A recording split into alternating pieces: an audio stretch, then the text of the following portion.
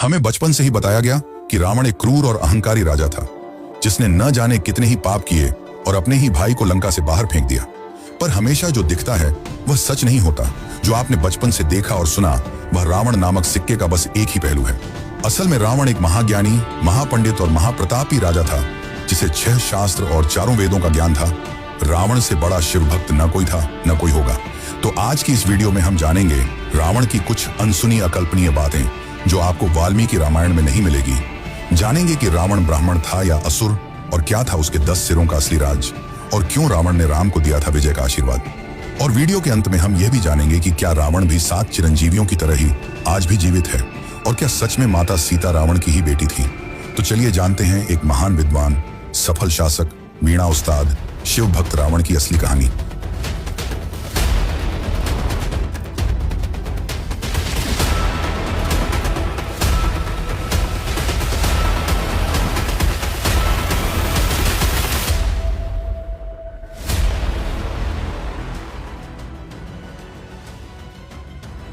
रावण अपनी शक्तियों से तीनों लोकों को जीत चुका था।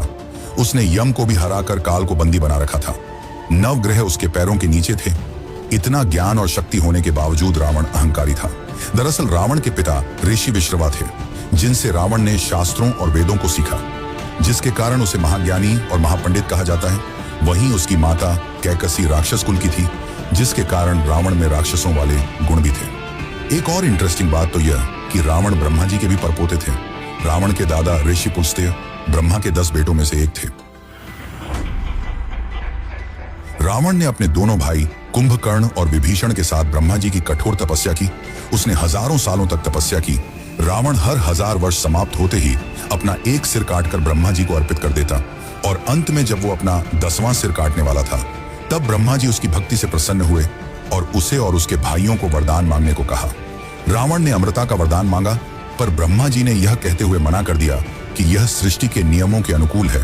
तब रावण ने वरदान मांगा कि उसे दानव, देवता, किन्नर, नाग कोई न हरा सके, और अपने अहंकार में रावण ने मनुष्यों और वानरों को तुच्छ समझते हुए उनसे सुरक्षा नहीं मांगी, और इसी कारण यही उनके अंत का कारण बने। ब्रह्मा जी ने उसे वरदान देते हुए उसके 10 सिर भी उसे लौटा दिए, और अमृता के लिए अमृत विला दिया जो रावण की नाभि में था, और उसे चेतावनी दी कि यह अमृत विला सिर्फ अग्निबाण से सुखाया जा सकता है, जो कि केवल श्री हरि विष्णु के पास है, तो तुम उनसे दुश्मनी मोल ना लेना। अब इसके बाद ब्रह्मा जी ने कुंभकर्ण को वरदान मांगने को कहा। कुंभकर्ण इंद्रासन यानी कि देवों का आसन मांगने वाला था, पर देवों के चाल से माता सरस्वती कुंभकर्ण की जीभ पर विराजमान हो गई और इंद्रासन की जगह निद्रासन का वरदान मांग लिया। अंत में विभीषण ने आजीवन प्रभु की सेवा और भक्ति करने का वरदान मांगा, जिससे ब्रह्मा जी प्रसन्न हुए और उसे यह वरदान खुशी खुशी दे दिया। रावण शिव का बहुत बड़ा भक्त था, और एक बार शिव भक्ति में लीन रावण ने शिव को सीधे लंका ले जाने का सोचा और कैलाश पर्वत को अपनी भुजाओं से उठा लिया। और जब रावण ने ऐसा किया तो शिव क्रोधित हो उठे और अपने अंगूठे से पर्वत को दबा दिया। रावण पर्वत के नीचे दब गया और दर्द से चिल्लाने लगा। तब उसे अपनी गलती का एहसास हुआ और उसने अपनी भक्ति दिखाते हुए अपने हजारों हाथों में से एक हाथ तोड़ा और उसकी नसों से तार बनाकर उसे बजाने लगा।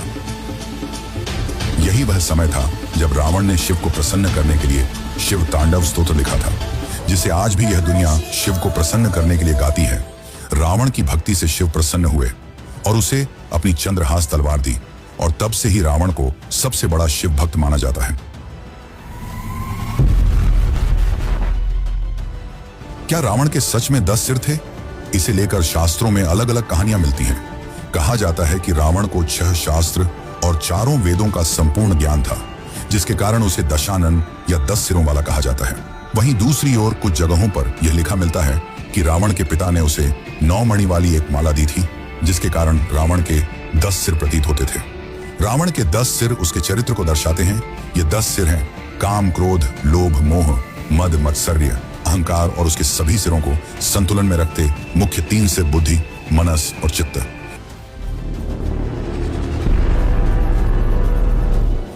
राम सेतु बनाने के लिए राम ने यज्ञ किया, और यज्ञ कराने के लिए ब्राह्मण की जरूरत थी, और उस समय रावण से बड़ा ज्ञानी ब्राह्मण और कोई नहीं था। इसलिए राम ने रावण को आमंत्रण भेजा और रावण ने यज्ञ में भाग लिया। कहा जाता है कि यज्ञ में पति पत्नी को बैठना होता है, जिसके कारण रावण ने सीता माता को मुक्त कर यज्ञ में शामिल किया था।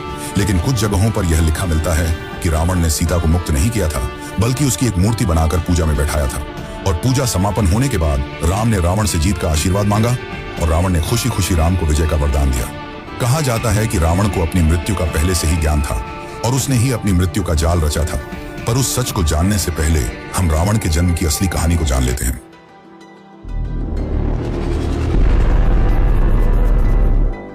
जय और विजय ये विष्णु के वैकुंठ लोक के दो द्वारपाल थे, और जब ब्रह्मा जी के 4 पुत्र विष्णु के दर्शन के लिए पहुंचे, तब जय और विजय ने उन्हें यह कहकर रोक दिया कि यह अभी विष्णु जी के आराम का समय है, जिससे क्रोधित होकर संत कुमारों ने उन्हें श्राप दिया कि उन्हें वैकुंठ लोक का त्याग करना होगा।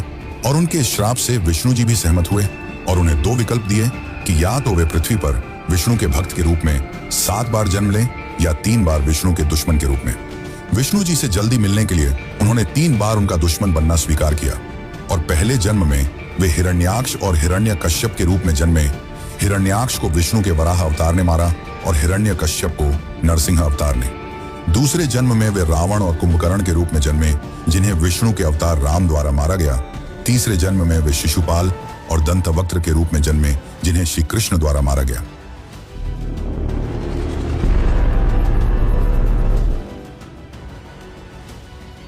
माना जाता है कि माता सीता रावण की मृत्यु का कारण बनी, पर यह पूरी तरह सच नहीं है।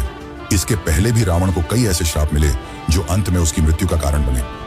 एक समय की बात है जब स्वर्ग की अप्सरा रंभा कुबेर के बेटे के पास जा रही थी, तब मार्ग में रावण ने उससे छेड़छाड़ की, जिससे क्रोधित होकर कुबेर के बेटे ने रावण को श्राप दिया कि अगर वह स्त्री की इजाजत के बिना उसे हाथ लगाएगा तो वह भस्म हो जाएगा। और इसी श्राप के चलते रावण ने माता सीता को हाथ नहीं लगाया। दूसरा यह कि रावण अपनी अहंकार और जीतने की चाह में कई राजा महाराजाओं को मारता गया, और जब उसने 21वें रघुवंशी राजा अनर्ण्य को मारा तो अनर्ण्य ने उसे श्राप दिया कि मेरे ही वंश के राजकुमार द्वारा तुम मारे जाओगे। और ऐसा ही हुआ।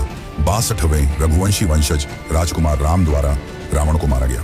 पर कुछ लोगों का यह मानना है कि रावण मरा नहीं, बल्कि आज भी जीवित है, और कलयुग के अंत के पश्चात वेद और शास्त्रों का ज्ञान देने फिर से आएंगे, और अभी वे लंका की किसी गुफा में हैं। तो चलिए जानते हैं इसकी असली सच्चाई।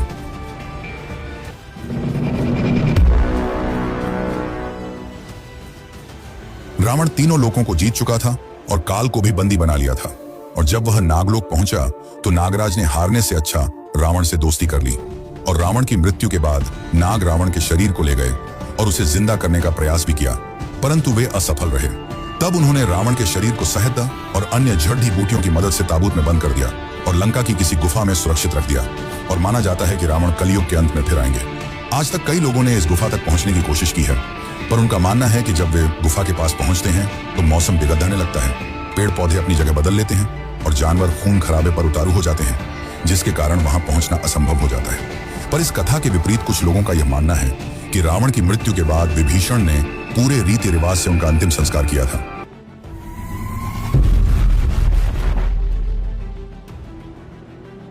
दरअसल रावण एक सफल शासक था, जिसके राज में लंका ने सिर्फ विकास ही किया।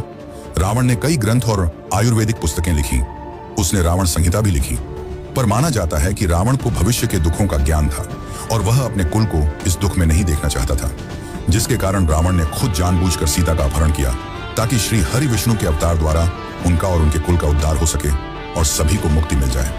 उस समय रावण से ज्यादा ज्ञानी और कोई नहीं था, इसलिए रावण के मरते वक्त राम ने लक्ष्मण को रावण से ज्ञान लेने को कहा, और रावण ने लक्ष्मण को जीवन की 3 प्रमुख बातें बताई, जिसे आप भी फॉलो करके जीवन में सफलता को प्राप्त कर सकते हैं।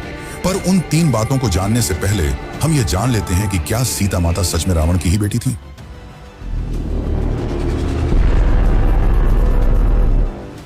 रामायण के जैन वर्जन में हमें यह कहानी देखने को मिलती है, जिसके अनुसार सीता रावण की बेटी थी। माना जाता है कि सीता रावण और मंदोदरी की पहली संतान थी, पर उनके जन्म के समय रावण को यह ज्ञात हो गया था कि उसकी पुत्री का पति ही उसकी मृत्यु का कारण होगा।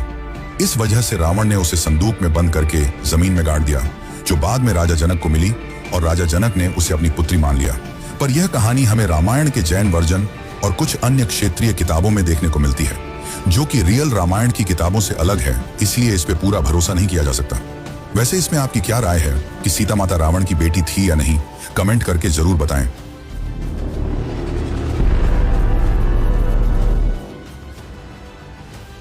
अब हम वह 3 बातें जान लेते हैं जो रावण ने लक्ष्मण को बताई, जिसे आपको भी अपने जीवन में उतारना चाहिए ताकि आप भी एक सफल इंसान बन सके।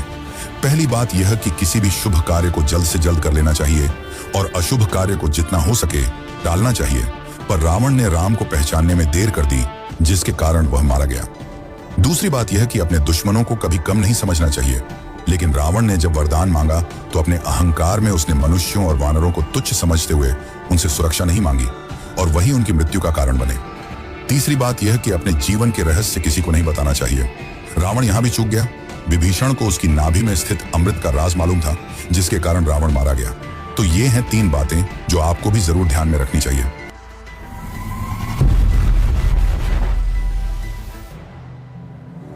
रावण सिर्फ एक राक्षस नहीं था। माना कि उसने लंका अपने ही बड़े भाई कुबेर से छीन ली थी, पर फिर भी रावण के काल में लंका ने सिर्फ विकास ही देखा है, जिसके कारण आज भी लंका और भारत की कई जगहों पर रावण के मंदिर उपस्थित हैं और उसे आज भी पूजा जाता है। रावण एक महान चिकित्सक और आयुर्वेदाचार्य भी थे और उन्हें भविष्य की बीमारियों का पहले से ज्ञान था और इसी वजह से उन्होंने आयुर्वेद पर 7 पुस्तकें लिखी। रावण जैसा ना कोई था ना कोई होगा। रावण की शिव भक्ति ने शिव को भी प्रभावित कर दिया। तो ये थी महाज्ञानी महापंडित रावण की असली कहानी, जिसकी जिंदगी का बस आपको एक ही पहलू मालूम था, जिस जीवन का अंत प्रभु श्री राम ने किया। और अगर आपको वीडियो से कुछ नया जानने और सीखने को मिला हो तो कमेंट में जय श्री राम जरूर लिखें। धन्यवाद।